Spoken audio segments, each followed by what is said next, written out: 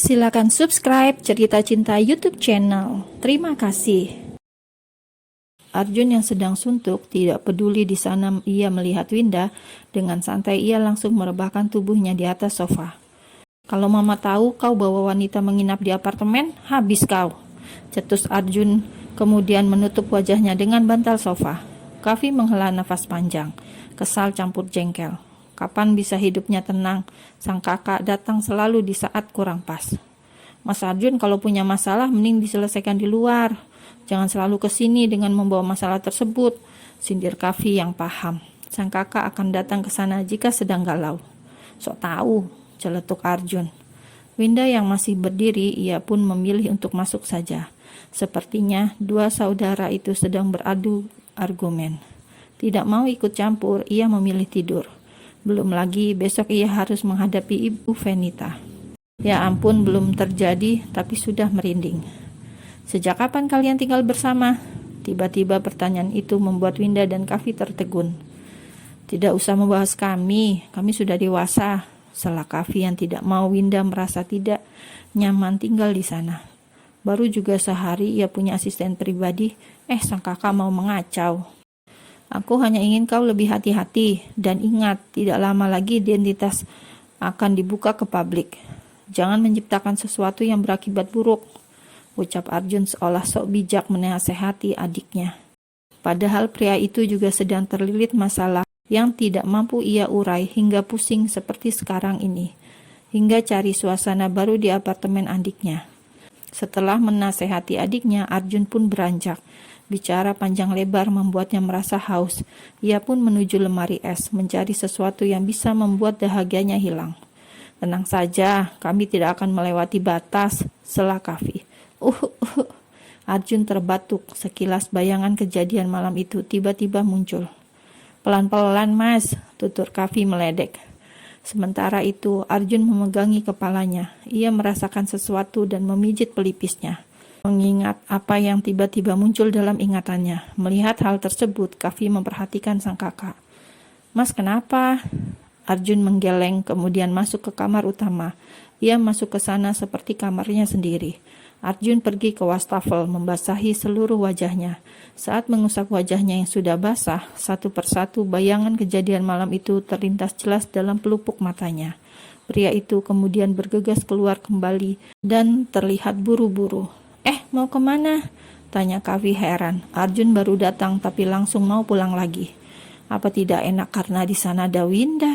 Pikir Kavi. Tapi baguslah, setidaknya ia akan merasa damai dan tenang karena tidak ada pengganggu. Sedangkan Arjun, pria itu bergegas keluar dan langsung menuju lantai dasar. Ia cepat-cepat menuju mobil. Ada sesuatu yang harus ia bereskan. Sejak kecelakaan itu, otaknya jadi kurang beres. Dan ia sangat kesal mengapa harus tidak ingat kejadian malam itu. Ketika sudah di depan mobilnya, ia pun masuk dan langsung menyalakan mesin. Tatapan penuh sesal, tidak seharusnya ia melupakan hal yang sangat penting tersebut. Sambil mencengkram kemudinya, pria itu pun melesat bersama mobil sport miliknya. Semakin jauh semakin cepat pula kecepatan mobil yang ia kendarai. Ia ingin cepat sampai ke apartemen Olivia, tidak peduli dengan resiko bahaya ketika sedang mengebut di jalan ibu kota. Ia hanya ingin bertemu Olivia. Apartemen Olivia. Wanita itu berbaring di atas ranjang, masih belum melepaskan dress yang tadi ia kenakan saat makan malam bersama Alvin. Hatinya sedang kacau, bahkan untuk membersihkan make up saja, ia malas. Olivia yang baru saja resign dari perusahaan dan baru saja memutuskan segala hubungan dengan Arjun, sedang menikmati masa dukanya. Move on, Olive, laki-laki bukan hanya Arjun saja, gumam Olivia. Ia kemudian beranjak memutuskan untuk membersihkan diri. Sepertinya ia butuh healing. Ia akan menikmati kebebasan mulai besok hari. Dengan ditemani musik kencang, ia mulai terbawa suasana alunan nada, menghentakkan kaki bergoyang dan mencoba untuk melupakan semua masalah.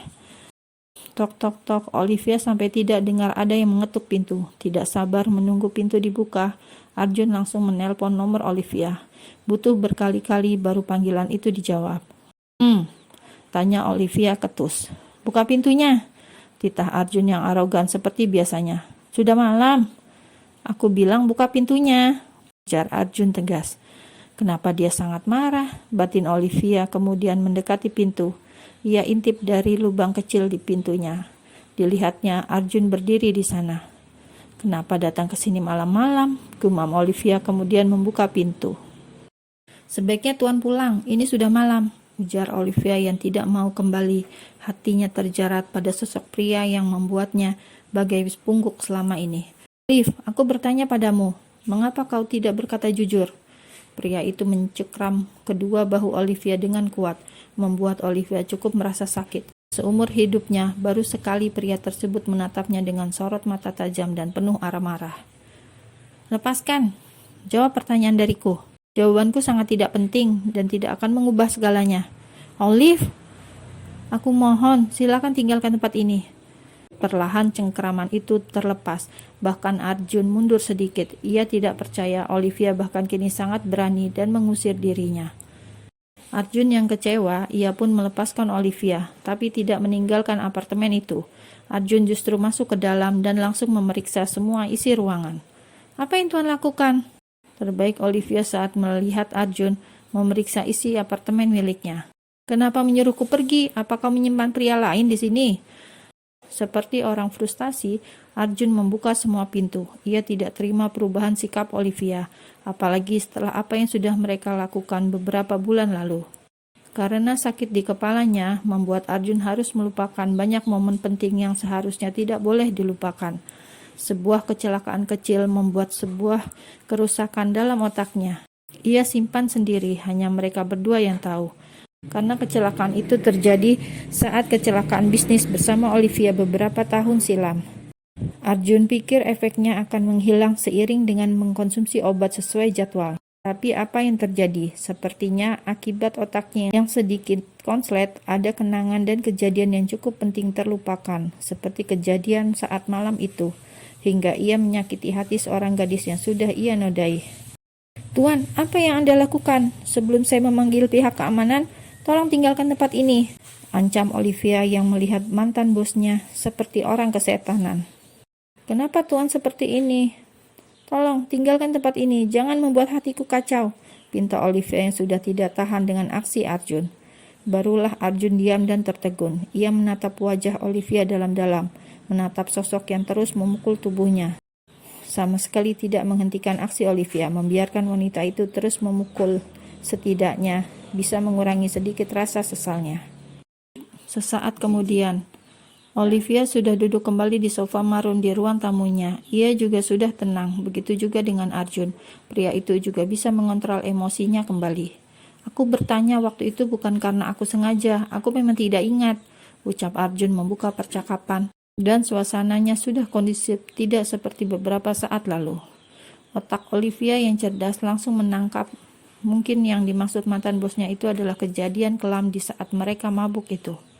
Itu sudah berlalu, mari kita lupakan. Bagaimana bisa aku melupakan? Sangat mudah, Tuan bahkan sudah pernah melupakannya sekali. Kau masih marah padaku, Olivia? Tidak. Oke, kalau kau tidak marah, besok kembali bekerja. Maaf, saya sudah berhenti. Olive, Arjun mendesis kesal. Maaf Tuan, keputusan saya sudah bulat. Olivia menatap dengan wajah serius. Ayolah Olive, jangan keraskan hatimu. Aku tahu kau workaholic. Kau pikir aku akan percaya? Ucap Arjun tidak mau menerima keputusan Olivia secara sepihak. Tuan harus percaya, dan lagi saya akan menikah, jawab Olivia tegas. Mata Arjun langsung terbelalak, bola matanya menajam.